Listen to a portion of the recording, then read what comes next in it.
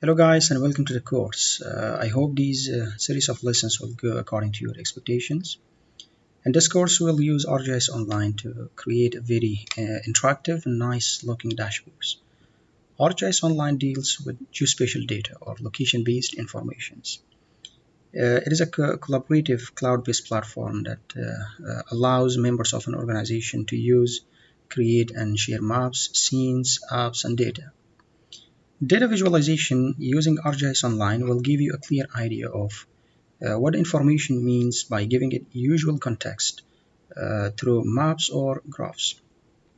This makes the data more natural for the human mind to comprehend and therefore makes it easier to identify trends, patterns, and outliers within the large data sets.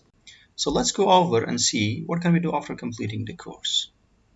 In the first section of this course, after creating an ArcGIS Online account, we will go and build a complete, automatically updatable and interactable COVID-19 dashboards.